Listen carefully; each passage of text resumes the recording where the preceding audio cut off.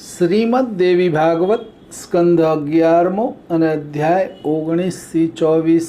બોલ શ્રી અંબે માત કી જય, ચામુંડા માત કી જય। મધ્યાહન સંધ્યા, તર્પણ અને સાયમ સંધ્યાનું વર્ણન।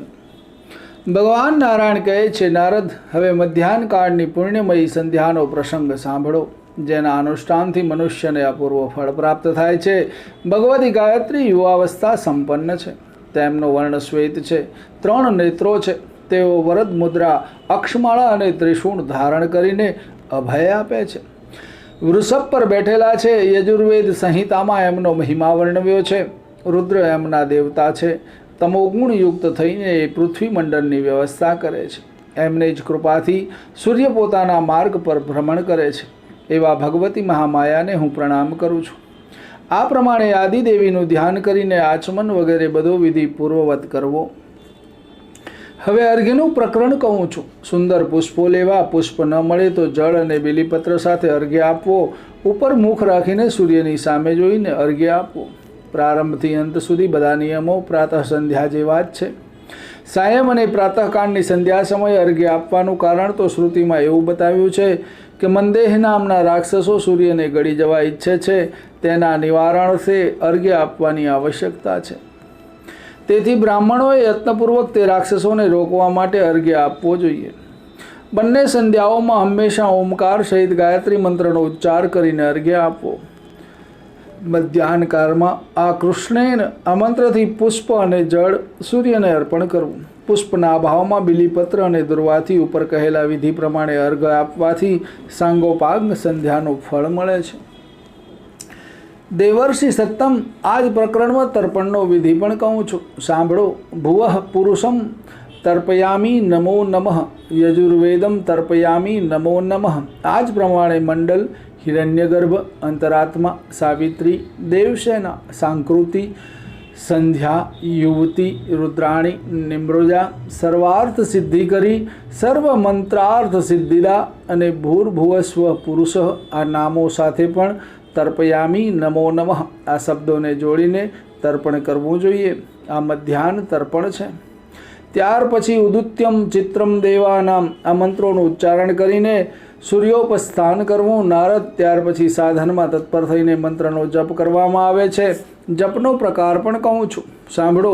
પ્રાતઃકાળમાં જપ કરતી વખતે બંને હાથ ઊંચા રાખવા, સાયંકાળે નીચા હાથ રાખીને અને મધ્યાહન સમયે હૃદય પર હાથ રાખીને જપ કરવો। અનામિકા આંગળીના છેલ્લા 2 વેઢાથી માંડી કનિષ્ઠિકી વગેરે આંગળીના વેઢે વેઢે જતા તર્જની આંગળીના મૂળ સુધી જવું તે કરમાળા કહેવાય છે। 1000 ગાયત્રી જપ કરવાથી મહાપાપી બ્રાહ્મણ પણ પવિત્ર થઈ જાય છે। મન, વાણી અને ઇન્દ્રિયોના સંયોગથી થયેલું પાપ 1000 ગાયત્રી કરવાથી નષ્ટ થઈ જાય છે। એક બાજુ ચારે વેદોનું અધ્યયન અને તેનો વારંવાર પાઠ અને બીજી બાજુ ગાયત્રીનો જપ મૂકીને તુલના કરવામાં આવે તો ગાયત્રી જપ જ ઉત્તમ સિદ્ધ થાય છે। હવે પછી બ્રહ્મયજ્ઞનો વિધિ કહીશ। ભગવાન નારાયણ કહે છે, નારદ, બ્રાહ્મણે 3 વાર આચમન કરીને 2 વાર માર્જન કરવું, બંને પગનું પ્રોક્ષણ કરવું, માથું, આંખો, નાક, બંને કાન, હૃદય અને શિખાનું પણ સારી રીતે પ્રોક્ષણ કરવું। દેશ અને કાળના ઉચ્ચારણ સાથે સંકલ્પ કરીને બ્રહ્મયજ્ઞ કરવો। જમણા હાથમાં 2 દર્ભ, ડાબા હાથમાં 3, આસન પર 1, યજ્ઞોપવિતમાં 1, શિખામાં 1 અને પગના મૂળમાં 1, એમ 1 દર્ભ મૂકવા। મોક્ષ માટે અને સર્વ પાપ ક્ષયાર્થ તથા સૂત્રમાં કહેલા દેવોને પ્રસન્ન કરવા બ્રહ્મયજ્ઞ કરું છું એવો સંકલ્પ કરવો।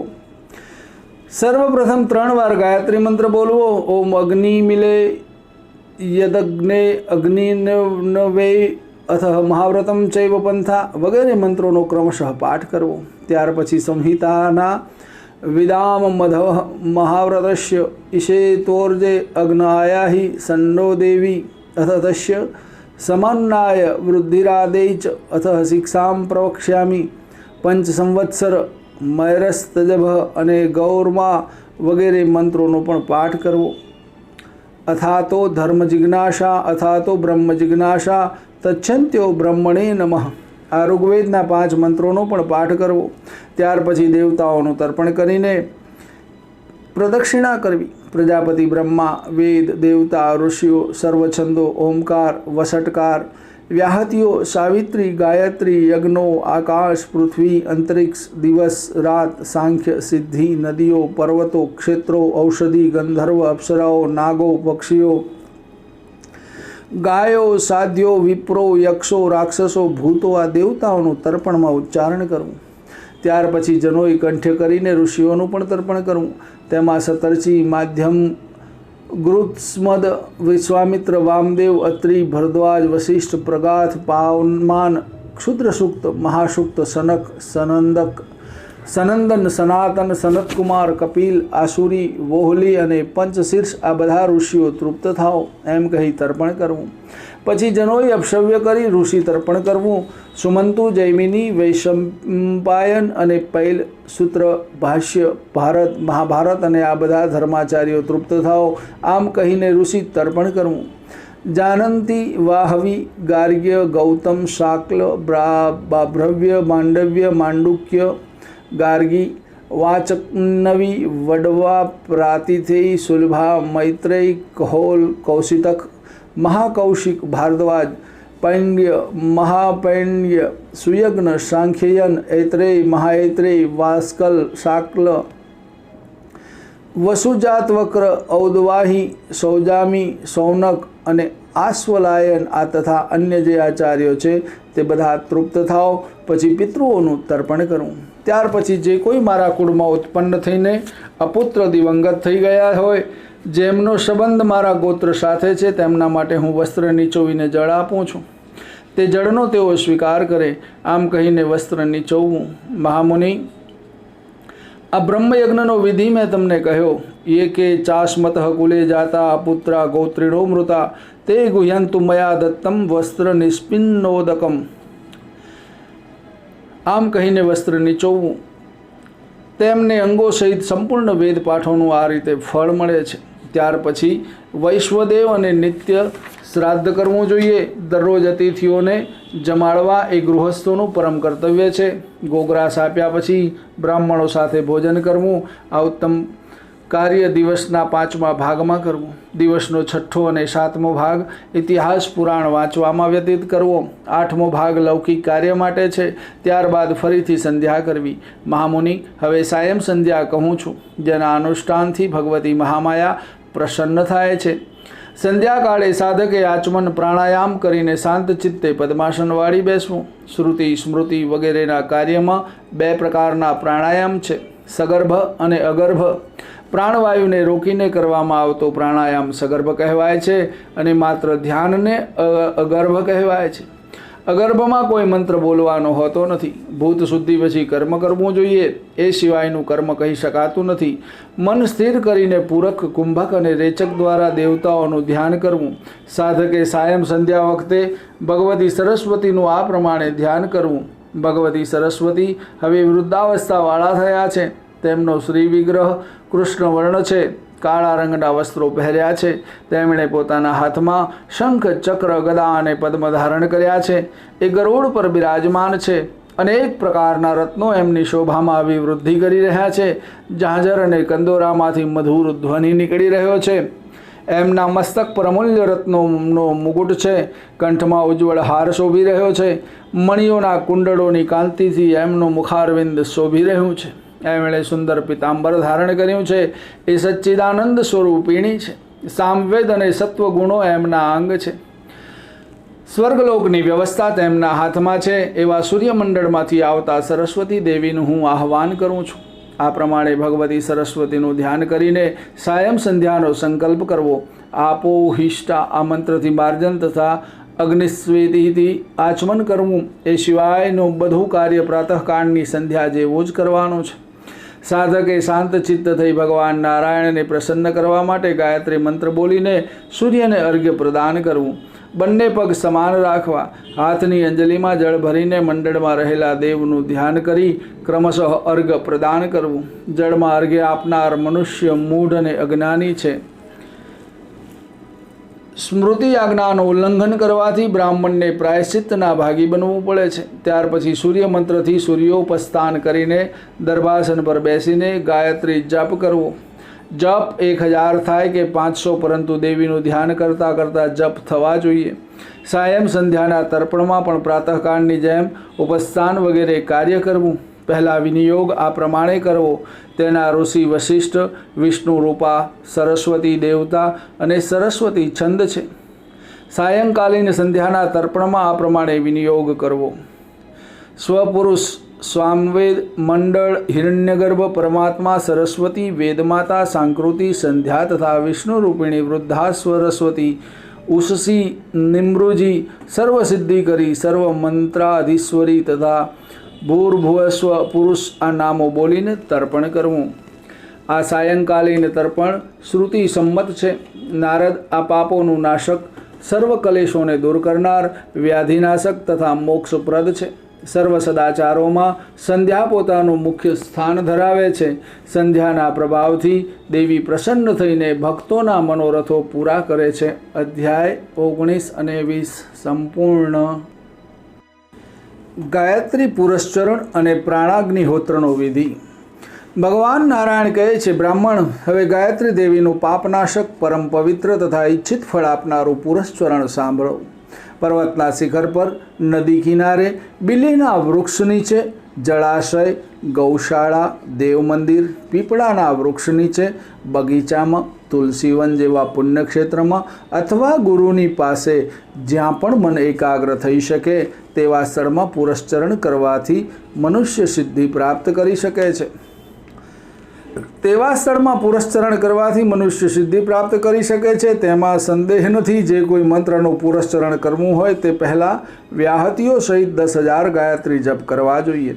વેદ મંત્રોનું પુરસ્ચરણ અથવા નૃસિંહ, સૂર્ય અથવા વરાહ વગેરે દેવતાઓનું તાંત્રિક પુરસ્ચરણ કરવાનું હોય છે, પરંતુ ગાયત્રી જપ વિના તે બધું નિષ્ફળ છે. સર્વ બ્રાહ્મણોએ આદિશક્તિ વેદ માતા ગાયત્રીની હંમેશા ઉપાસના કરવી જોઈએ.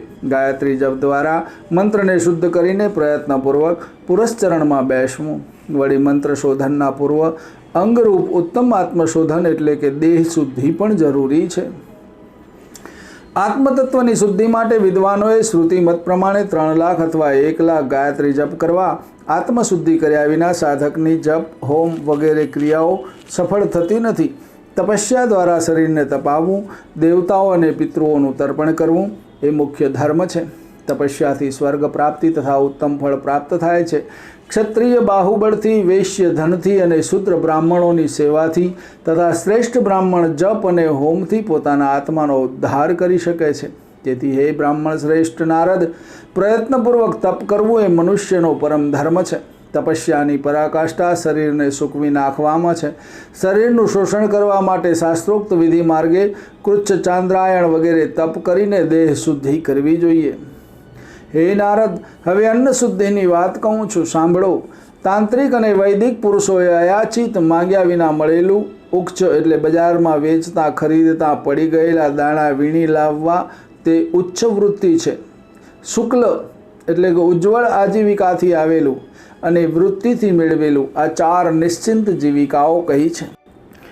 આવા અન્નથી આત્માની શુદ્ધિ થાય છે. ભિક્ષામાં મળેલા અન્નને લાવીને તેના 4 ભાગ કરવા. 1 ભાગ બ્રાહ્મણોને, બીજો ગાયો માટે, ત્રીજો અતિથિઓ માટે અને શેષ 4થો ભાગ સ્વયં અને પોતાની પત્ની સાથે ગ્રહણ કરવો. જે આશ્રમ માટે જે ગ્રાસ વિધિ નક્કી હોય તે ક્રમનું પાલન કરવું જરૂરી છે. ઉપયોગમાં લેવાના અન્ન પર પ્રથમ ગૌમૂત્રથી પ્રોક્ષણ કર્યા પછી શક્તિ પ્રમાણે અનુક્રમે ગ્રાસની સંખ્યા નક્કી કરવી. ગ્રાસની માત્રા કૂકડાના ઈંડા જેટલી શાસ્ત્રમાં કહી છે. ગૃહસ્થ માટે 8 ગ્રાસ અને વાનપ્રસ્થી માટે 4 ગ્રાસ લેવાનો નિયમ છે. બ્રહ્મચારી ઈચ્છા પ્રમાણે ગ્રાસ લઈ શકે છે. સર્વપ્રથમ ગૌમૂત્ર છાંટીને 9, 6 અથવા 3 વાર ગાયત્રી મંત્ર બોલીને અન્નનું પ્રોક્ષણ કરવું. ગાયત્રી મંત્રનો જપ કરતાં આંગળીઓ આમ તેમ ન થવી જોઈએ. મંત્રોનું ઉચ્ચારણ કરીને પ્રોક્ષણ કરવાનો વિધિ છે.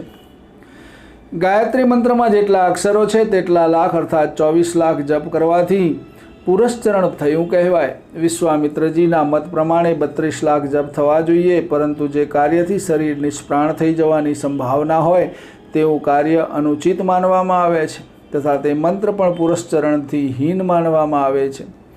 जेठ अषाढ़ भाद्रपद पोष अधिक मास मंगलवार शनिवार व्यतिपात वैधृति आठम नोम छठ चौथ तेरस चौदस अमास प्रदोष रात्रि भरणी कृतिका आद्रा आश्लेषा ज्येष्ठा घनिष्ठा श्रवण जन्म नक्षत्र मेष कर्क तुला कुंभ અને મકર આ બધા મહિના દિવસો યોગ તિથિઓ સમય નક્ષત્ર અને લગ્ન પુરસ્ચરણમાં વર્જિત છે। ચંદ્રમા અને નક્ષત્ર અનુકૂળ હોય ત્યારે શુક્લ પક્ષમાં પુરસ્ચરણનો આરંભ કરવો જોઈએ। આ રીતે પુરસ્ચરણ કરવાથી શીઘ્ર સિદ્ધિ પ્રાપ્ત થાય છે। પુરસ્ચરણના આરંભમાં વિધિપૂર્વક સ્વસ્તિ વાચન અને નાંદીમુખ શ્રાદ્ધ કરવું, બ્રાહ્મણોને ભોજન વસ્ત્ર આપી સંતુષ્ટ કરી તેમની આજ્ઞા લઈ પુરસ્ચરણનો પ્રારંભ કરવો। શિવજીના મંદિરમાં અથવા શિવજી સાથે સંબંધ ધરાવતા કોઈપણ દેવના મંદિરમાં સાધકે પશ્ચિમાભિમુખ બેસીને જપ કરવા। કાશી કેદાર મહાકાલ નાસિક અને મહાન ક્ષેત્ર ત્રંબક આ 5 પૃથ્વી પરના સિદ્ધ સ્થાનો છે। અથવા કુર્માસનને હર કોઈ માટે સિદ્ધ પીઠ કહેવામાં આવ્યું છે। પ્રારંભથી અંત સુધી દરરોજ એક સરખી સંખ્યામાં જપ કરવા જોઈએ। કોઈ દિવસ વધારે અને કોઈ દિવસ ઓછા એવું ન થવું જોઈએ। મુખ્ય મુનિઓ નિરંતર પુરસ્ચરણ કર્યા કરે છે। પ્રાતઃકાળથી આરંભ કરીને મધ્યાહન સુધી વિધિપૂર્વક જપ કરવા। મન પર સંયમ રાખવો, કોઈ પણ પ્રકારની અપવિત્રતા ન આવે એ રીતે ઈષ્ટદેવનું ધ્યાન અને અર્થનું ચિંતન કરતા રહેવું। ઘી ખીર તલ બિલીપત્ર ફૂલ જવ અને મધ વગેરે હવ્ય દ્રવ્યોથી દશાંશ હવન કરવું। મનુ મહારાજનું કહેવું છે કે દશાંશ હવન કરવાથી જ મંત્ર સિદ્ધ થાય છે। આ ગાયત્રી ધર્મ અર્થ કામ અને મોક્ષ પ્રદાન કરનારી છે। નિત્ય નૈમિતિક અને કામ્ય 3 કર્મોની સિદ્ધિ માટે આનાથી વધીને આ લોકમાં કે પરલોકમાં બીજું કોઈ શ્રેષ્ઠ સાધન નથી। મધ્યાહનમાં અલ્પાહાર કરવો, મૌન રાખવું, 3 વાર સ્નાન કરવું અને ત્રિકાળ સંધ્યા કરવી। વિદ્વાન પુરુષે મનને એકાગ્ર કરીને જળમાં 3 લાખ મંત્ર જપ કરવા। આ પ્રમાણે પુરસ્ચરણ કર્યા પછી ઇચ્છિત કામનાઓ માટે જપ કરવા જોઈએ। જ્યાં સુધી કાર્યમાં સફળતા પ્રાપ્ત ન થાય ત્યાં સુધી જપ ચાલુ રાખવા। સામાન્ય કામ્ય કર્મમાં જે વિધિ કરવાનો હોય છે તે કહું છું। દરરોજ સૂર્યોદય વખતે સ્નાન કરી 1000 ગાયત્રી જપ કરવા। આમ કરવાથી આયુષ્ય આરોગ્ય ઐશ્વર્ય અને સંપત્તિ પ્રાપ્ત થાય છે। 3 મહિના 6 મહિના વર્ષ પૂરું થતાં સુધીમાં સાધકને સિદ્ધિ પ્રાપ્ત થઈ જાય છે। ઘી ચોપડેલા 1 લાખ કમળોનો હોમ કરવાથી મનુષ્યને સર્વ મનોરથોની પ્રાપ્તિ થાય છે। મુક્તિ તો સુલભ થઈ જ જાય છે। મંત્ર સિદ્ધિ વિના કરતાના જપ અને હોમ વગેરે ક્રિયાઓ સફળ થતી નથી। 25 લાખ ગાયત્રી જપ તથા દહીં અને દૂધથી હવન કરવાથી મનુષ્ય સ્વયં સિદ્ધ થઈ જાય છે એવો મહર્ષિઓનો મત છે।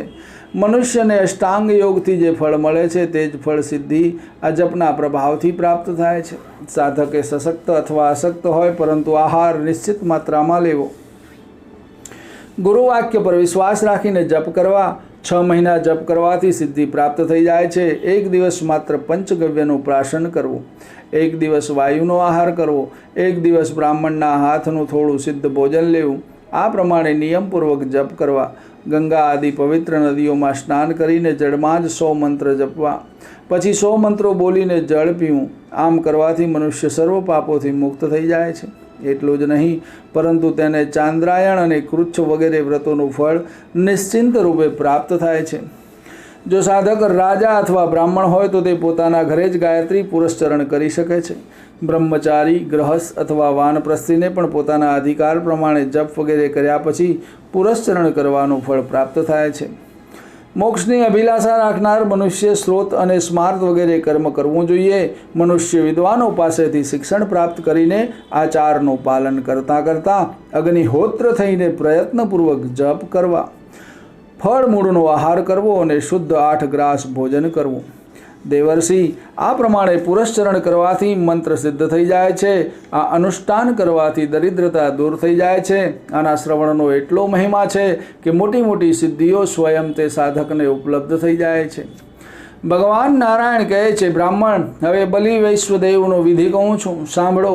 આ પુરસ્ચરણના સંદર્ભમાં મને આ વાતનું સ્મરણ થઈ ગયું। દેવી યજ્ઞ, બ્રહ્મયજ્ઞ, ભૂતયજ્ઞ, પિતૃયજ્ઞ અને 5મો મનુષ્ય યજ્ઞ, આને વૈશ્વદેવ યજ્ઞ કહે છે।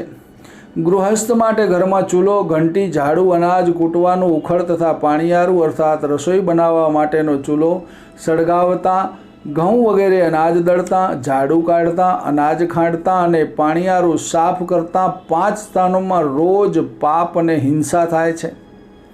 આ પાપોનો નાશ કરવા માટે આ 5 યજ્ઞો આવશ્યક છે.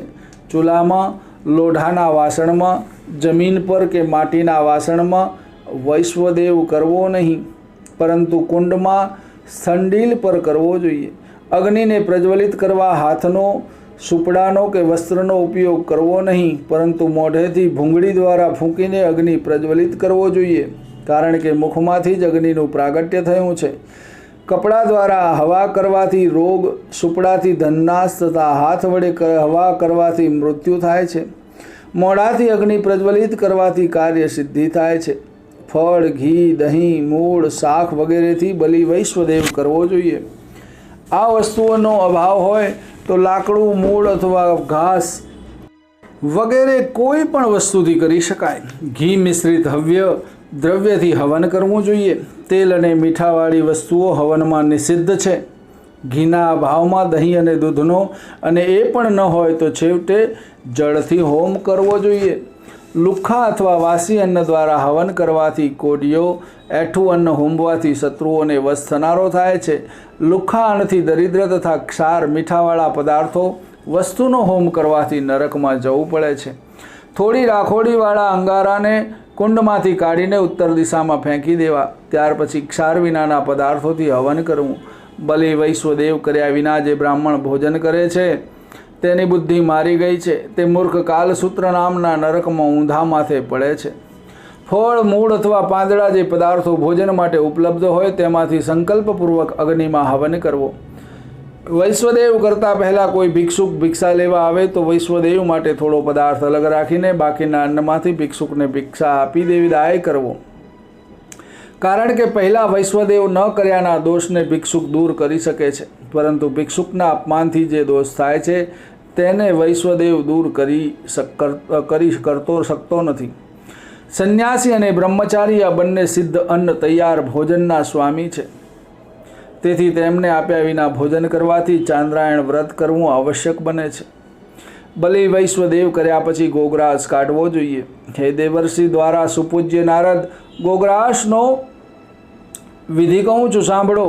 હે સુરભી, તમે વૈષ્ણવી માતા છો. તમારું નામ સુરભી છે. તમે સદા વૈકુંઠમાં બિરાજો છો.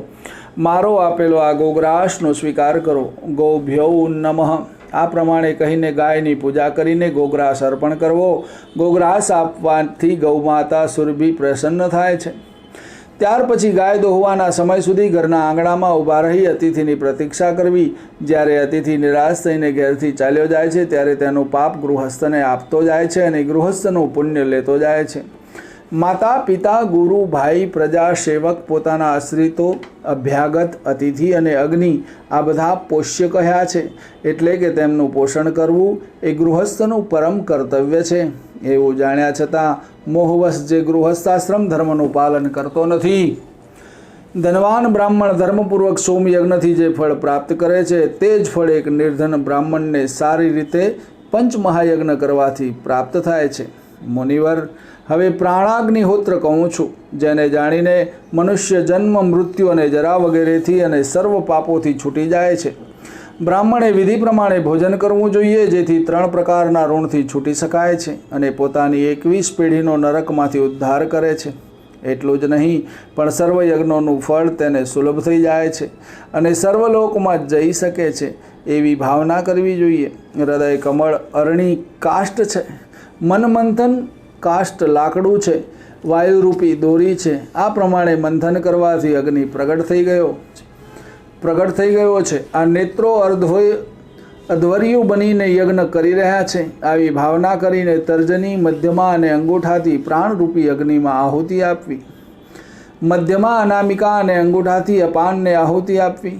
કનિષ્ઠિકા, અનામિકા અને અંગૂઠાથી વ્યાનને આહુતિ આપવી. કનિષ્ઠા, તર્જની અને અંગૂઠાથી ઉદાનને આહુતિ આપવી તથા બધી આંગળીઓથી અન્ન લઈને સમાન નામના પ્રાણાગ્નિને આહુતિ આપવી. આ નામ મંત્રની પહેલાં ઓમ અને અંતમાં સ્વાહા શબ્દ બોલવા, અર્થાત ઓમ પ્રાણાય સ્વાહા આમ કહેવું. મુખમાં આહવાનીય અગ્નિ, હૃદયમાં ગાર્હપત્ન્યાગ્નિ, નાભીમાં દક્ષિણાગ્નિ તથા નીચેના ભાગમાં સભ્ય તથા આવસત નામનો અગ્નિ રહેલો છે એવું ચિંતન કરવું. વાણી હોતા છે, પ્રાણ ઉદ્ગાતા છે અને ચક્ષુ જ અધ્વર્યું છે. મન બ્રહ્મા છે, શ્રોત્ર એટલે કે કાન આગ્નેન્દ્રમાં સ્થાન પર છે.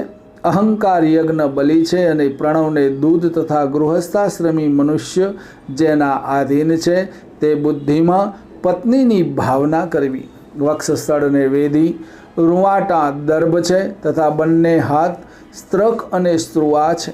ઓમ પ્રાણાય સ્વાહા આ મંત્રના સુવર્ણ જેવી કાંતિવાળા ક્ષુધાગ્નિ નામના ઋષિ છે, સૂર્ય દેવતા છે અને ગાયત્રી છંદ છે. ઓમ પ્રાણાય સ્વાહા આ મંત્રના અંતમાં એવું પણ કહેવું જોઈએ કે આ હવિ મહાભાગ સૂર્ય માટે છે, નહીં કે મારા માટે, અર્થાત ઇદમાદિત્ય દેવાય નમઃ. અપાન મંત્રના ગાયના દૂધ જેવા સફેદ આકૃતિવાળા શ્રદ્ધાગ્નિ ઋષિ છે, સોમ દેવતા છે, ઉષ્ણિક છંદ છે. ઓમ અપાનાય સ્વાહા ઇદમ સોમાય નમઃ આ મંત્ર બોલવો જોઈએ.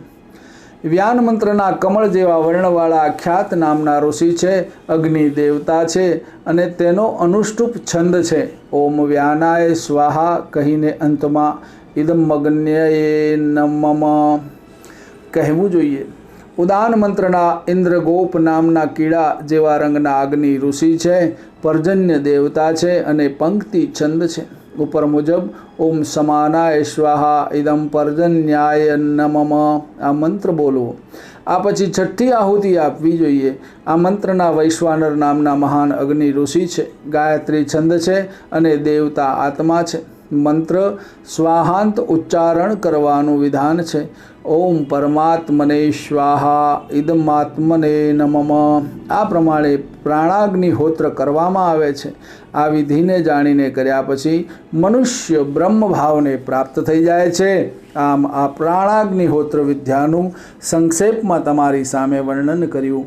અધ્યાય 21 અને 22 સંપૂર્ણ. પ્રાજાપત્ય આદિ વ્રતોનું વર્ણન. ભગવાન નારાયણ કહે છે, નારદ, ભોજન પછી ઉત્તમ સાધક પુરુષે ઓમ અમૃતા પિધાનમસી આ મંત્રનું ઉચ્ચારણ કરીને આચમન કરવું. ત્યાર પછી પાત્રમાં, થાળી કે પતરાળામાં અન્નને ઉચ્છિષ્ટ ભાગી પિતૃઓ માટે અર્પણ કરવું. ત્યારે એવું કહેવું કે અમારા કુળમાં ઉત્પન્ન થયેલા તથા જે કોઈ સેવક સેવિકાઓ થયા હોય તથા અમારી પાસે અન્ન પ્રાપ્ત કરવાની અભિલાષા રાખતા હોય તે બધા જમીન પર મૂકેલા આ અન્નથી તૃપ્ત થાઓ. આ ઉપરાંત આ મંત્રથી જળ આપવું. રૌરવ નામનું નરક અત્યંત ઘોર અને અપવિત્ર સ્થાન છે, જે તેમાં અનેક વર્ષોથી યાતના ભોગવી રહ્યા હોય અને જેમને મારા દ્વારા જળ પ્રાપ્ત કરવાની ઈચ્છા હોય તે આ અક્ષયોદકથી તૃપ્ત થાઓ. ભોજન સમયે હાથમાં ધારણ કરેલી દર્ભની પવિત્રીની ગાંઠ છોડીને જમીન પર મૂકી દેવી. જે બ્રાહ્મણ તેને થાળીમાં મૂકી દે છે તેને પંક્તિને અભડાવનાર કયો છે. જો બ્રાહ્મણે હાથ મોઢું ધોયું ન હોય ત્યારે કૂતરાનો કે શૂદ્રનો સ્પર્શ થઈ જાય તો તે દોષનો ભાગી બને છે. તેણે આ દોષમાંથી મુક્ત થવા માટે એક રાતનો ઉપવાસ અને પંચગવ્યનું પ્રાશન કરવું જોઈએ. પરંતુ હાથ મોઢું એઠા ન હોય ત્યારે સ્પર્શ થઈ ગયો હોય તો માત્ર સ્નાન કરવું. પ્રાણાગ્નિહોત્રના વિશેષજ્ઞ બ્રાહ્મણોને જ અન્નદાન આપે છે તે પણ પુણ્યનો ભાગી બને છે. દાતા અને ભોગતા બંને સરખા ભાગી છે. આ બંનેને સ્વર્ગ પ્રાપ્તિ થાય છે.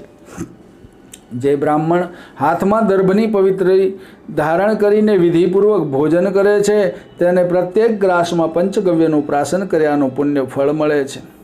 પૂજાના ત્રણેય સમયે પ્રાતઃ, મધ્યાહન અને સાયંકાળમાં દરરોજ જપ, તર્પણ, હોમ અને બ્રહ્મ ભોજન કરાવવું જોઈએ. તેને જ પુરશ્ચરણ કહે છે. ભૂમિ પર સૂવું, મનમાં ધાર્મિક વૃત્તિ રાખવી, ક્રોધ પર કાબૂ રાખવો, ઇન્દ્રિયો વશમાં રાખવી, હલકું એટલે કે સુપાચ્ય અને સ્વાદિષ્ટ પદાર્થનું ભોજન કરવું અને ચિત્તને શાંત રાખવું. દરરોજ 3 વાર સ્નાન કરવું. મુખથી અપવિત્ર વાણી ન ઉચ્ચારવી. સ્ત્રી, શૂદ્ર, પતિત, વ્રાત્ય એટલે કે જે સંસ્કાર ભ્રષ્ટ થયેલ હોય, નાસ્તિક અને એઠું મોઢું રાખનારની સાથે વાતચીત કરવી નહીં. મુનિવર, જપ, હોમ અને પૂજન ચાલતા હોય ત્યારે કોઈને પ્રણામ કરીને વાત ન કરવી. મૈથુન સંબંધી વાતચીત ન કરવી, મન, વાણી અને કર્મથી બધી અવસ્થાઓમાં સર્વદા અને સર્વત્ર 8 મૈથુનનો ત્યાગ કરવો તેને બ્રહ્મચર્ય કહે છે. રાજા અને ગૃહસ્થ માટે પણ બ્રહ્મચર્યની એવી મર્યાદા છે કે તેઓ પોતાની ઋતુકાળે નહેલી પત્ની સાથે વિધિપૂર્વક નિયમિત સમાગમ કરવો, સ્ત્રી વિવાહિતા જેની સાથે લગ્ન કર્યું હોય તથા સવર્ણા પોતાની જાતિની હોવી જોઈએ, ઋતુકાળે રાત્રિના સમયે સમાગમ કરવો. આમ કરવાથી બ્રહ્મચર્યનો નાશ થતો નથી. મનુષ્યને જન્મથી જ પ્રાપ્ત થયેલા 3 ઋણ દૂર કર્યા વિના, પુત્ર ઉત્પન્ન કર્યા વિના જ જે યજ્ઞોનું અનુષ્ઠાન કરીને સંન્યાસ લેવા ઈચ્છે છે તે નરકમાં પડે છે. બકરીના ગળામાં રહેલા સ્તન જેવું તેનું જીવન વ્યર્થ છે એવો શ્રુતિનો અભિપ્રાય છે. હે ઉત્તમ બ્રાહ્મણ, તેથી 3 ઋણોમાંથી મુક્ત થવા માટે પ્રયત્ન કરવો પણ આવશ્યક છે. આ 3 ઋણ દેવતાઓ, ઋષિઓ અને પિતૃઓના છે. બ્રહ્મચર્ય દ્વારા ઋષિઓના, શ્રાદ્ધ તર્પણ કરીને પિતૃઓના તથા યજ્ઞો દ્વારા દેવતાઓના ઋણમાંથી મુક્ત થઈ શકાય છે. પોતપોતાના આશ્રમમાં રહીને ધર્મનું આચરણ કરવું, વિદ્વાન પુરુષે દૂધ, ફળ, શાક અને હવિષ્ય એટલે કે ભિક્ષા માગીને ભોજન કરવું અને જપ કરવા, કૃચ્છ, ચાંદ્રાયણ વગેરે વ્રત કરનારે લવણ, ક્ષાર, ખાટું, ગાજર, કાંસાના પાત્રમાં ભોજન, તાંબુલ, 2 વાર ભોજન, દૂષિત વસ્ત્ર, અશિષ્ટ વાતચીત તથા શ્રુતિ સ્મૃતિ વિરુદ્ધ આચરણ, સ્ત્રી સેવન અને વાદ વિવાદમાં સમય વેડફવો નહીં, દેવતાઓના પૂજન, સ્તવન અને શાસ્ત્રોના અવલોકનમાં સમય ગાળવો, જમીન પર સૂઈ જવું, બ્રહ્મચર્યના નિયમોનું પાલન કરવું, મૌન પાળવું, દરરોજ 3 વાર સ્નાન કરવું, હલકા કર્મોનો ત્યાગ કરવો, પૂજા, દાન, આનંદ, સ્તુતિ અને કીર્તન આ નિત્ય થવા જોઈએ. નૈમિતિક પૂજા કરવી, ગુરુ અને દેવતાઓમાં શ્રદ્ધા રાખવી, જપ કરતા સાધક માટે આ 12 ધર્મ એટલે કે નિયમ પરમ સિદ્ધિ આપનારા છે. દરરોજ સૂર્યોપસ્થાન કરીને તેમની સામે જપ કરવા, નિષ્કામ ભાવે પોતાના સંપૂર્ણ કર્મો દેવતાઓને અર્પણ કરવા, પુરસ્ચરણ કરનાર મનુષ્ય આ નિયમોનું પાલન કરવું આવશ્યક છે. તેથી બ્રાહ્મણે પ્રસન્નતાપૂર્વક જપ અને હવનમાં પ્રવૃત્ત રહેવું, તપસ્યા અને અધ્યયન કરતા રહેવું અને સર્વ પ્રાણીઓ પર દયા રાખવી. તપસ્યાથી સ્વર્ગ પ્રાપ્તિ થાય છે. તપ મહાન ફળ આપનારું છે. નિયમિતપણે તપ કરનાર પુરુષના સર્વ કર્મ સિદ્ધ થઈ જાય છે. જે ઋષિઓએ જે કામનાઓને સિદ્ધ કરવા દેવતાઓનું પુરસ્ચરણ કર્યું છે તે ઋષિઓની તે કામનાઓ પૂરી થઈ છે. તેમના શાંતિ વગેરે કર્મો જે અનેક પ્રકારના છે તે આગળ કહેવાશે, પરંતુ તે બધા કર્મ પહેલાં પુરસ્ચરણ કરીને આરંભ કરવા જોઈએ, ત્યારે તે સિદ્ધિ આપનારા થાય છે. સ્વાધ્યાયના અભ્યાસની શરૂઆતમાં અર્થાત ગાયત્રી મંત્રના પુરસ્ચરણમાં બ્રાહ્મણે પહેલાં પ્રાજાપત્ય આદિ પ્રાયશ્ચિત્તો કરવા જોઈએ. આ વ્રતનો નિયમ એવો છે કે કેસ, દાઢી, મૂછના વાળ તથા નખો ઉતરાવી નાખી પવિત્ર થઈ જવું, 1 દિવસ રાત પવિત્રતા પર ખૂબ ધ્યાન આપવું, વાણીનો સંયમ રાખવો, સત્ય બોલવું, પવિત્ર મંત્રો અને વ્યાહતિઓનો જપ કરવો, ગાયત્રી મંત્રના આદિમાં ઓમકાર બોલીને જપ કરવો. આપો હિષ્ટા આ સૂક્ત પવિત્ર અને પાપ નાશક છે. એ જ રીતે પુનંત્ય, સ્વસ્તિમત્યસ્વ અને પાવમાન્ય એ પણ પવિત્ર મંત્રો છે. બધા કર્મોના આદિમાં અને અંતમાં તેનો પ્રયોગ કરવો જોઈએ. શાંતિ માટે 1001 અથવા 10 વાર એનો પાઠ કરવો જરૂરી છે, અથવા ઓમકાર અને 3 વ્યાહતિઓ સાથે ત્રિપદા ગાયત્રીના 10,000 જપ કરવા. આચાર્યો, ઋષિઓ, છંદો અને દેવતાઓનું જળથી તર્પણ કરવું. અનાર્ય, શુદ્ર અને નીચ વ્યક્તિ સાથે વાત ન કરવી. રજસ્વલા સ્ત્રી સાથે, પુત્રવધૂ, પતિત, શુદ્ર માનવી તથા દેવતા, બ્રાહ્મણ, આચાર્ય અને ગુરુની નિંદા કરનાર વ્યક્તિ સાથે વાતચીત ન કરવી. માતા પિતાથી દ્વેષ રાખનારાઓ સાથે પણ વાતચીત ન કરવી. કોઈનું અપમાન ન કરવું. સર્વ કૃચ્છ આ જ નિયમ છે. મેં તેનું અનુક્રમે વર્ણન કર્યું. હવે પ્રાજાપત્ય, શાંતપન, પરાગ, કૃચ્છ અને ચાંદ્રાયણ વ્રતનો વિધિ કહું છું. તેના પ્રભાવથી મનુષ્ય 5 પ્રકારના પાપો તથા બધા જ દુષ્કૃત્યોથી મુક્ત થઈ જાય છે. તપ્ત કૃચ્છ વ્રત કરવાથી સર્વ પાપો તે જ ક્ષણે ભસ્મ થઈ જાય છે. 3 ચાંદ્રાયણ વ્રત કરવાથી મનુષ્ય પવિત્ર થઈને ચંદ્રલોકમાં જાય છે. 8 ચાંદ્રાયણ વ્રતના પ્રભાવથી વરદાન આપનારા દેવતાઓનો સાક્ષાત્કાર કરવાની યોગ્યતા પ્રાપ્ત થઈ જાય છે. 10 ચાંદ્રાયણ વ્રત કરવાથી છંદોનું જ્ઞાન પ્રાપ્ત કરીને મનુષ્ય સર્વ મનોરથોને પામે છે. 3 દિવસ પ્રાતઃકાળે જમવું, 3 દિવસ સાયંકાળે જમવું અને 3 દિવસ માગ્યા વિના જે મળી જાય તેનું જ ભોજન કરવું. ત્યાર પછી 3 દિવસ ઉપવાસ કરવા. આ પ્રમાણે બ્રાહ્મણે પ્રાજાપત્ય વ્રત કરવું જોઈએ. હવે શાંતપન વ્રત કહું છું. પહેલા દિવસે ગૌમૂત્ર, ગૌમય, ગાયનું દૂધ, દહીં અને ઘી તથા દર્ભનું જળ આ બધું મિશ્રિત કરીને પી લેવું. બીજા દિવસે ઉપવાસ કરવો. આ પ્રમાણે 2 રાત્રિમાં આ કૃચ્છ શાંતપન વ્રત સંપન્ન થાય છે. હવે અતિકૃચ્છ વ્રત કહું છું. 3 દિવસ સુધી 1 ગ્રાસ, 3 દિવસ સુધી 2 ગ્રાસ અને 3 દિવસ સુધી 3 ગ્રાસ અને છેલ્લે 3 દિવસ ઉપવાસ કરવા. આ પ્રમાણે બ્રાહ્મણે અતિકૃચ્છ વ્રત કરવું જોઈએ. કૃચ્છ શાંતપન વ્રતમાં જે નિયમ કહ્યા છે તે નિયમોનું 3 ગણું પાલન કરીને તેને મહાશાંતપન વ્રત કહે છે. તપ્તકૃચ્છ વ્રત કહું છું. આ વ્રતમાં બ્રાહ્મણે 3 દિવસ સુધી ક્રમશઃ જળ, ખીર, ઘી અને વાયુનો આહાર કરવો. જળ ગરમ પીવું, સ્નાન 1 વાર કરવું, નિયમ પ્રમાણે માત્ર જળાહાર પર રહેવું. આ પ્રાજાપત્ય વ્રતનો વિધિ છે. મનને વશ રાખવું, પાગલ જેવો વ્યવહાર ન કરવો, 12 દિવસ સુધી ઉપવાસ કરવા, એને જ પરાકૃચ્છ વ્રત પણ કહે છે. આમાં સર્વ પાપોનો નાશ કરવાની શક્તિ છે. હવે ચાંદ્રાયણનો વિધિ કહું છું. કૃષ્ણ પક્ષમાં 1 ગ્રાસ ઘટાડી શુક્લ પક્ષમાં 1 ગ્રાસ વધારવો. અમાસના દિવસે ઉપવાસ કરવો. ચાંદ્રાયણ વ્રતમાં આ વિધિનું પાલન કરવું. આ વ્રતમાં ત્રિકાળ સંધ્યા કરવાનો નિયમ છે.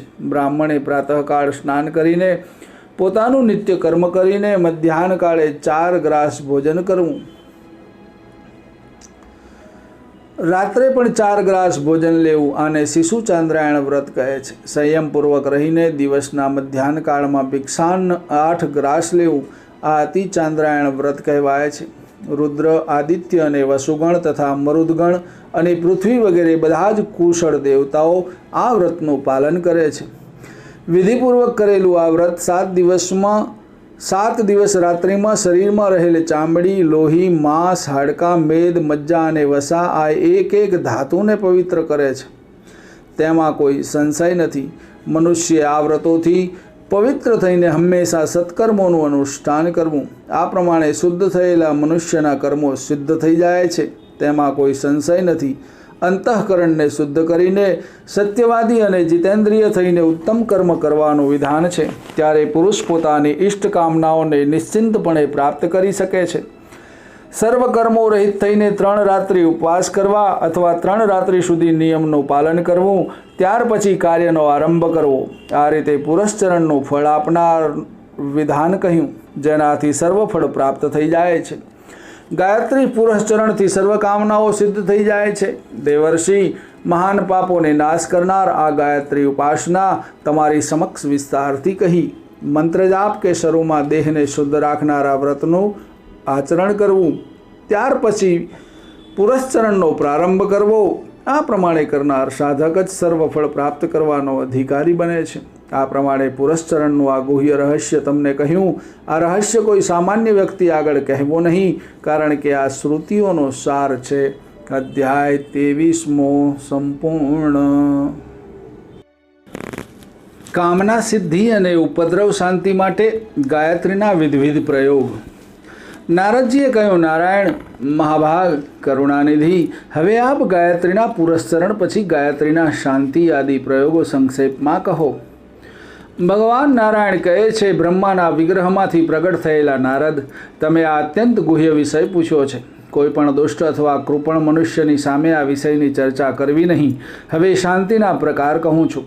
બ્રાહ્મણે દુધાળી સમિધોથી 1000 ગાયત્રી જપ કરીને હવન કરવો. સમિધો ખીજડીની હોવી જોઈએ. તેનાથી ભૌતિક રોગ અને ગ્રહ શાંત થઈ જાય છે. અથવા સર્વ ભૌતિક રોગોની શાંતિ માટે બ્રાહ્મણે પીપળો, ઉમરો, પાકડ અને વડની સમિધોનું હવન કરવું. જપ અને હોમ પછી હાથમાં જળ લઈને સૂર્યનું તર્પણ કરવું. આનાથી શાંતિ મળે છે. સાથળ સુધી પાણીમાં ઊભા રહી ગાયત્રી જપ કરીને મનુષ્ય સર્વ દોષો શાંત કરી શકે છે. કંઠ સુધી જળમાં ઊભા રહી જપ કરવાથી પ્રાણાંતનો ભય દૂર થાય છે. સર્વ પ્રકારની શાંતિ માટે જળમાં ડૂબીને ગાયત્રીનો જપ કરવો જોઈએ એમ કહેવાયું છે. હવે બીજો પ્રયોગ.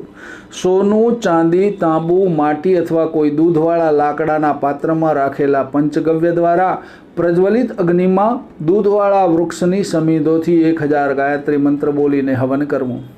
આ કાર્ય ધીરે ધીરે કરવું. પ્રત્યેક આહુતિ વખતે મંત્ર બોલવો અને પાત્રમાં રાખેલા પંચગવ્યથી સમિધિનો સ્પર્શ કરાવીને હોમવી. આ પ્રમાણે 1000 આહુતિઓ આપવી. હવન પછી 1000 ગાયત્રી મંત્ર બોલીને પાત્રમાં રહેલા પંચગવ્યનું અભિમંત્રણ કર્યા પછી મંત્રનું સ્મરણ કરતાં કરતાં દર્ભ દ્વારા પંચગવ્યથી તે સ્થાનનું પ્રોક્ષણ કરવું. પછી ત્યાં જ બલિ આપીને ઈષ્ટ દેવતાનું ધ્યાન કરવું. આમ કરવાથી અભિચાર વડે ઉત્પન્ન થયેલી કૃત્યા અને પાપનો નાશ થઈ જાય છે. જે આ પ્રમાણે કરે છે દેવતાઓ, ભૂત અને પિશાચ તેના વશમાં રહે છે અને તેથી ઘર, ગામ, નગર અને રાષ્ટ્ર પર તેઓ અનિષ્ટ પ્રભાવ પાડી શકતા નથી. પૃથ્વી પર ચતુષ્કોણ મંડળ કરી તેની મધ્યમાં ગાયત્રી મંત્ર બોલીને ત્રિશૂળ દાટી દેવું. આનાથી પિશાચોના આક્રમણથી મનુષ્ય બચી જાય છે. અથવા સર્વ શાંતિ માટે ઉપર કહેલા કર્મમાં જ ગાયત્રીના 1000 મંત્રથી અભિમંત્રિત કરીને ત્રિશૂળ દાટવું. ત્યાં સોનું, ચાંદી, તાંબુ અથવા માટીનો નવો દિવ્ય કળશ સ્થાપિત કરવો. તે કળશ છિદ્ર વિનાનો હોવો જોઈએ. તેના પર વસ્ત્ર વીંટાળવું. રેતીની વેદી પર કળશને સ્થાપી વેદપાઠી બ્રાહ્મણોએ તેમાં જળ ભરવું. પછી શ્રેષ્ઠ બ્રાહ્મણો ચારે દિશાઓના તીર્થોનું તેમાં આહવાન કરે. ઇલાયચી, ચંદન, કપૂર, જાયફળ, ગુલાબ, માલતી, બિલીપત્ર, વિષ્ણુકાંતા, સહદેવી, ધાન એટલે કે ડાંગર, જવ, તલ, સરસવ તથા દુધાળા વૃક્ષ અથવા પીપળો, ઉંબરો, પાકડ અથવા વડના કૂણા પાન તે કળશમાં પધરાવવા. તેમાં 27 દર્ભોથી ગૂંથેલો કૂચડો મૂકો. આ પ્રમાણે બધો વિધિ થઈ ગયા પછી સ્નાન આદિ કરીને પવિત્ર થયેલ જીતેન્દ્રિય બુદ્ધિમાન બ્રાહ્મણ 1000 ગાયત્રી મંત્રોથી કળશને અભિમંત્રિત કરે. વેદજ્ઞ બ્રાહ્મણો ચારે દિશાઓમાં બેસીને સૂર્યાદિ દેવતાઓના મંત્રોનો પાઠ કરે. સાથે સાથે તે અભિમંત્રિત જળથી પ્રોક્ષણ કરવું અને તેનાથી અભિષેક કરતાં કરતાં તે જળ પીવડાવવું. આ પ્રમાણે વિધિ સંપન્ન કરનાર મનુષ્ય ભૌતિક રોગો અને ઉપચારોથી મુક્ત થઈને પરમ સુખી થઈ શકે છે. આ અભિષેકના પ્રભાવથી મૃત્યુના મુખમાં ગયેલો મનુષ્ય પણ મુક્ત થઈ જાય છે. દીર્ઘજીવન ધારણ કરવાની ઈચ્છાવાળા રાજાને વિદ્વાનોએ આવું અનુષ્ઠાન કરવાની પ્રેરણા આપવી. નારદ, અભિષેક સંપન્ન થયા પછી ઋત્વિજોને દક્ષિણામાં 100 ગાયો આપવી. દક્ષિણા એટલી આપવી જોઈએ જેટલાથી બ્રાહ્મણો સંતુષ્ટ થાય અથવા શક્તિ પ્રમાણે દક્ષિણા આપી શકાય. બ્રાહ્મણે શનિવારના દિવસે પીપળાના વૃક્ષ નીચે ગાયત્રીના 100 જપ કરવા. તેનાથી તે ભૌતિક રોગ અને અભિચારથી થયેલા મોટા ભયથી મુક્ત થઈ જાય છે. બ્રાહ્મણે ગળોના ટુકડા કરી તેને દૂધમાં ભીંજવીને અગ્નિમાં આહુતિ આપવી. આ હોમને મૃત્યુંજય કહે છે. આ હોમમાં દરેક પ્રકારની વ્યાધિઓનો નાશ કરવાની શક્તિ છે. તાવની શાંતિ માટે આંબાના પાંદડાઓનો દૂધમાં ભીંજાવીને હોમ કરવો. દૂધમાં ભીંજવેલી વજ એક વનસ્પતિથી હવન કરવાથી ક્ષયરોગ મટે છે. દૂધ, દહીં અને ઘીનો હોમ કરવાથી ક્ષયરોગ નાશ પામે છે. ખીરનું હવન કરીને તે ભગવાન સૂર્યનારાયણને અર્પણ કરી પ્રસાદ રૂપે પ્રાશન કરવાથી પણ ક્ષયરોગ શાંત થાય છે. સોમવલ્લીના કટકા દૂધમાં ભીંજવી અમાસના દિવસે હોમ કરવાથી ક્ષયરોગ શાંત થાય છે. શંખના વૃક્ષના ફૂલથી હવન કરવાથી કુષ્ઠરોગ મટે છે. અપામાર્ગ એટલે કે અઘેડાના બીજથી હવન કરવામાં આવે તો વાયુનો રોગ મટે છે. દૂધવાળા વૃક્ષોની સમિધો હોમવાથી ઉન્માદ નાશ પામે છે. ઉંબરાની સમિધો હોમવાથી પ્રમેહ મટે છે. મધ અથવા શેરડીના રસનો હોમ કરવાથી પણ પ્રમેહનો રોગ મટે છે. દૂધ, દહીં અને ઘીનો હોમ કરવાથી અથવા કપિલા ગાયનું ઘી હોમવાથી મસૂરિકા નામનો પગનો રોગ મટે છે. ઉંબરો, વડ અને પીપળાની સમિધો હોમવાથી ગાય, હાથી અને ઘોડાના રોગ મટે છે. ઘરમાં કીડીઓનો કે મધમાખીઓનો ઉપદ્રવ થયો હોય તો ખીજડીના સમિધો ઘીમાં પલાળીને 100 વાર હોમ કરવો અને ભાતમાં ઘી નાખીને જ્યાં જ્યાં ઉપદ્રવ થયો હોય ત્યાં બલિ મૂકવાથી આ ઉપદ્રવ શાંત થાય છે. વીજળી પડવી, ધરતીકંપ અને અકસ્માત જેવા ઉપદ્રવોમાં 7 દિવસ સુધી જંગલી નેતરની સમિધોનો હોમ કરવાથી દેશમાં શાંતિ સ્થપાય છે. 100 વાર મંત્ર બોલી માટીના ઢેફાને જે દિશામાં ફેંકવામાં આવે તે દિશામાંથી અગ્નિ, વાયુ અને શત્રુઓનો ભય રહેતો નથી. બંધનમાં પડેલો મનુષ્ય મનથી ગાયત્રી મંત્રનો જપ કરે તો બંધન મુક્ત થઈ જાય છે. જેને ભૂત રોગ કે ઝેર વગેરેનો ઉપદ્રવ થયો હોય તેણે દર્ભનો સ્પર્શ કરી ગાયત્રી મંત્રનો જપ કરવો તો તે આવા ઉપદ્રવમાંથી મુક્ત થાય છે. અથવા ગાયત્રી મંત્રથી અભિમંત્રિત કરેલું જળ પીવાથી ભૂત વગેરેથી મુક્ત થાય છે. ભૂત વગેરેની શાંતિ માટે 100 વાર મંત્ર જપીને ભસ્મ ધારણ કરવી. આમ કરવાથી મનુષ્ય સર્વ વ્યાધિ મુક્ત થઈને 100 વર્ષ સુધી આનંદપૂર્વક જીવે છે. આ પ્રકારના કાર્ય મનુષ્ય સ્વયં ન કરી શકે તો દક્ષિણા આપીને બ્રાહ્મણ પાસે શાંતિ અર્થે કરાવવા જોઈએ. પુષ્ટિ, શ્રી અને લક્ષ્મીની પ્રાપ્તિ માટે બ્રાહ્મણે પુષ્પોની આહુતિ આપવી. લક્ષ્મી ઈચ્છનારે લાલ પુષ્પોની આહુતિ આપવી. તેનાથી તેને લક્ષ્મી પ્રાપ્ત થાય છે. બિલાના ફળના ટુકડા, બીલીપત્ર અને ફૂલથી હવન કરવાથી મનુષ્ય ઉત્તમ લક્ષ્મી પ્રાપ્ત કરી શકે છે. દૂધ, ઘી મિશ્રિત સંમિધો પણ બીલી વૃક્ષની હોવી જોઈએ. આવી 100 આહુતિઓ 7 દિવસ સુધી આપવાથી તે લક્ષ્મી પ્રાપ્ત કરવાનો અધિકારી બને છે. દૂધ, દહીં અને ઘી સહિત ડાંગરનો હોમ કરવાથી ઈચ્છિત કન્યા પત્ની મળે છે અને કન્યા જો એ જ વિધિથી હવન કરે તો તેને ઈચ્છિત પતિ મળે છે. 1 અઠવાડિયા સુધી લાલ કમળની 100 આહુતિ આપવાથી સુવર્ણ પ્રાપ્ત થાય છે.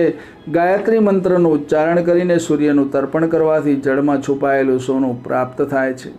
અન્નનું હવન કરવાથી ડાંગરનું હવન કરવાથી ડાંગરનો અધિપતિ થાય છે.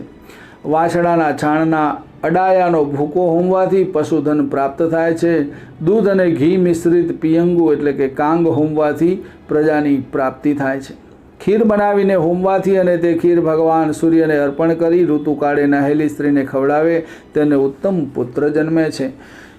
ખાખરાના અગ્રભાગની સમિધોનું હવન કરવાથી મનુષ્યને આયુષ્ય પ્રાપ્ત થાય છે.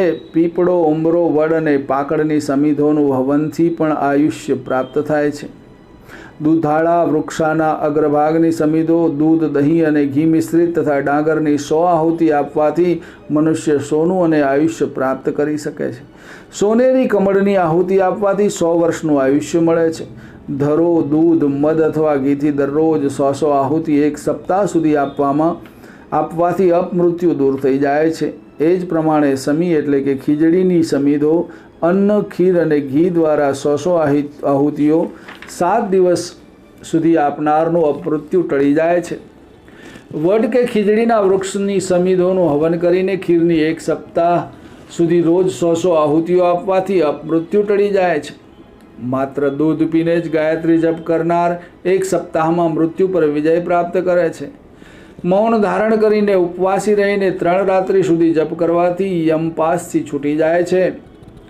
જળમાં ડૂબ્યા રહીને જપ કરે તો તે જ ક્ષણે મૃત્યુથી છૂટી જાય છે. બીલીના વૃક્ષ નીચે બેસીને જપ કરવાથી 1 મહિનામાં રાજ્ય પ્રાપ્ત થાય છે. મૂળ, ફળ અને પાંદડા સાથે બીલીની આહુતિ આપવાથી રાજ્ય પદ મળે છે. કમળની 100 આહુતિઓ આપવાથી મનુષ્ય શત્રુ રહિત રાજ્ય પ્રાપ્ત કરે છે. ડાંગર સહિત રાબ હોમવાથી ગામ મેળવે છે. પીપળાના વૃક્ષની સંમિધાનો હોમ કરવાથી યુદ્ધમાં વિજય પ્રાપ્ત થાય છે. નેતરના પાંદડા કે ફૂલથી હોમ કરનારને સર્વત્ર વિજય પ્રાપ્ત થાય છે. દૂધ મિશ્રિત નેતરના પાંદડાથી અથવા ખીરની 100 આહુતિ આપવામાં આવે તો 1 સપ્તાહમાં જળ વૃષ્ટિ થાય છે. અથવા નાભી સુધી જળમાં ઊભા રહીને 1 સપ્તાહ સુધી જપ કરવાથી જળ વૃષ્ટિ થાય છે. જળમાં ભસ્મની 100 આહુતિ આપવાથી અતિવૃષ્ટિ અટકાવી શકાય છે. ખાખરાની સમિધાઓથી હવન કરવાથી બ્રહ્મતેજ પ્રાપ્ત થાય છે. ખાખરાના પુષ્પોની આહુતિઓ સર્વકામનાઓ પૂરી કરે છે. દૂધની આહુતિ સ્મરણ શક્તિ તથા ઘીની આહુતિ બુદ્ધિ વધારે છે. બ્રાહ્મીના રસને ગાયત્રી મંત્રથી અભિમંત્રિત કરીને પીવામાં આવે તો નિર્મળ બુદ્ધિ પ્રાપ્ત થાય છે. બ્રાહ્મીના ફૂલોનો હોમ કરવાથી સુગંધ તથા તંતુઓના હવનથી તંતુઓ જેવું વસ્ત્ર મળે છે. મધ મિશ્રિત બીલીના પુષ્પોની આહુતિ ઈચ્છિત મનુષ્યને વશ કરનારી છે. જળમાં ઊભા રહી ગાયત્રી મંત્ર બોલતા બોલતા નિત્ય અંજલિથી પોતાના ઉપર અભિષેક કરનાર મનુષ્ય બુદ્ધિ, આરોગ્ય, દીર્ઘ આયુષ્ય અને સ્વાસ્થ્ય પ્રાપ્ત કરે છે. જો બ્રાહ્મણ યજમાનના નિમિત્તે કરે તો તે યજમાનને પણ તુષ્ટિ પ્રાપ્ત થાય છે. આયુષ્ય ઈચ્છનાર બ્રાહ્મણે કોઈ પવિત્ર સ્થાનમાં બેસીને વિધિપૂર્વક દરરોજ 1000 ગાયત્રી જપ કરવા. તેનાથી ઉત્તમ આયુષ્ય મળે છે. જો આયુષ્ય અને આરોગ્ય બંનેની કામના હોય તો સાધકે 2 મહિના સુધી ગાયત્રી મંત્રનો નિયમપૂર્વક જપ કરવો. આયુ આરોગ્ય અને લક્ષ્મી ઈચ્છનારે 3 મહિના સુધી અને આયુ આરોગ્ય લક્ષ્મી પુત્ર સ્ત્રી અને યજ્ઞની કામનાવાળાએ 4 મહિના સુધી જપ કરવા. પુત્ર સ્ત્રી આયુ આરોગ્ય લક્ષ્મી અને વિદ્યાની કામનાવાળા મનુષ્ય 5 મહિના સુધી દરરોજ 1000 જપ કરવાનું વિધાન છે. આમ જેટલા મનોરથો હોય તે ક્રમમાં મહિનાઓની સંખ્યા પણ વધારવી જોઈએ. એક પર આધાર વિના ઊભા રહી હાથ ઉપર રાખીને 1 મહિના સુધી દરરોજ 300 ગાયત્રી મંત્રનો જપ કરનાર બ્રાહ્મણની સર્વ કામનાઓ સિદ્ધ થઈ જાય છે. આ પ્રમાણે 1 મહિના સુધી દરરોજ 1100 જપ કરવાથી બ્રાહ્મણની કોઈ અભિલાષા અધૂરી રહેતી નથી.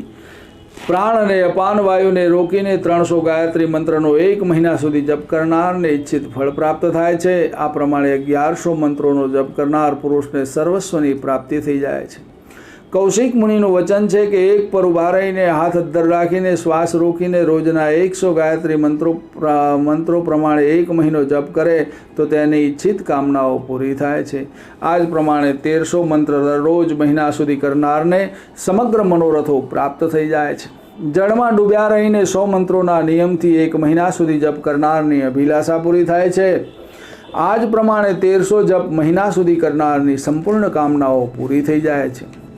જો એક પગ પર આધાર વિના હાથ ઊંચા રાખીને ઊભા રહીને 1 વર્ષ સુધી જપ કરે, રાત્રે માત્ર હવિષ્યાન્ન ખાય, એ મનુષ્ય ઋષિ બની જાય છે. આ પ્રમાણે 2 વર્ષ તપ કરે તો તેની વાણી અમોઘ એટલે કે અફર થઈ જાય છે. અર્થાત એ જે કહે તે થઈને જ રહે છે. આવા નિયમથી 3 વર્ષ સુધી જપ કરનાર મનુષ્ય ત્રિકાળ જ્ઞાની થઈ જાય છે. જો 4 વર્ષ સુધી જપ કરે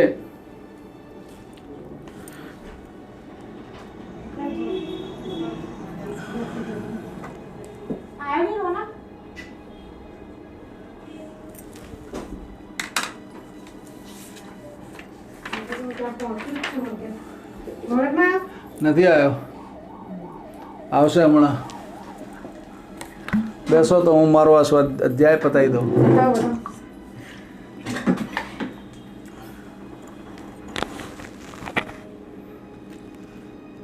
સિદ્ધિઓ પ્રાપ્ત થઈ જાય છે. 6 વર્ષ સુધી આ પ્રમાણે જપ કરે તો તે પુરુષમાં ઈચ્છા પ્રમાણે રૂપ ધારણ કરવાની શક્તિ પ્રાપ્ત થાય છે. 7 વર્ષ સુધી જપ કરવાથી દેવત્વ, 9 વર્ષ સુધી જપ મનુત્વ અને 10 વર્ષમાં ઇન્દ્રપદ પ્રાપ્ત થઈ જાય છે. 11 વર્ષ સુધી જપ કરવાથી સાધક પ્રજાપતિ તથા 12 વર્ષ સુધી જપ કરવાથી બ્રહ્મા થવાની યોગ્યતા પ્રાપ્ત કરે છે. આ પ્રમાણે તપ કરીને નારદાદી ઋષિઓએ સમસ્ત લોકો પર વિજય પ્રાપ્ત કર્યો છે. કેટલાક ઋષિઓ આ પ્રમાણે તપ કરીને નારદાદી ઋષિઓએ સમસ્ત લોક પર વિજય પ્રાપ્ત કર્યો છે. કેટલાક ઋષિઓ માત્ર શાકાહાર કરતા હતા, કેટલાક ફળ, મૂળ અને દૂધનો આહાર કરતા હતા, કેટલાક ઋષિઓ ઘી પીતા હતા, કેટલાક સોમરસ પીતા અને કેટલાક ચરુ ભક્ષણ કરતા હતા. કેટલાક તપસ્વીઓ પખવાડિયામાં માત્ર 1 જ વાર જમતા હતા અને કેટલાક દરરોજ ભિક્ષા માગીને ખાતા હતા. ઘણા ઋષિઓ હવિષ્યાન્ન ખાતા હતા. આ પ્રમાણે ઋષિઓએ કઠોર તપ કર્યું છે. હવે પાપોની શુદ્ધિ માટે બ્રાહ્મણોએ 3000 ગાયત્રી જપ કરવા. 1 મહિના સુધી દરરોજ જપ કરવાથી સોનાની ચોરીના પાપથી મુક્ત થઈ જાય છે. જો મહિના સુધી દરરોજ 3000 ગાયત્રી જપ કરે તો મદિરા પાનના પાપથી મુક્ત થાય છે. દરરોજ 3000 ગાયત્રી જપ 1 મહિના સુધી કરનાર મનુષ્ય જો ગુરુ પત્ની સાથે વ્યાભિચાર કર્યો હોય તો પણ તે પવિત્ર થઈ જાય છે. જંગલમાં ઝૂંપડી બનાવીને ત્યાં રહીને 1 મહિના સુધી દરરોજ 3000 ગાયત્રી જપ કરે તો કૌશિક મુનિના વચન પ્રમાણે તે બ્રહ્મ હત્યાના પાપથી મુક્ત થઈ જાય છે. પાણીમાં ડૂબ્યા રહીને 12 દિવસ સુધી દરરોજ 1000 ગાયત્રી જપ કરે તો તે ઘોર પાપી મનુષ્ય પણ પાપ મુક્ત થઈ જાય છે.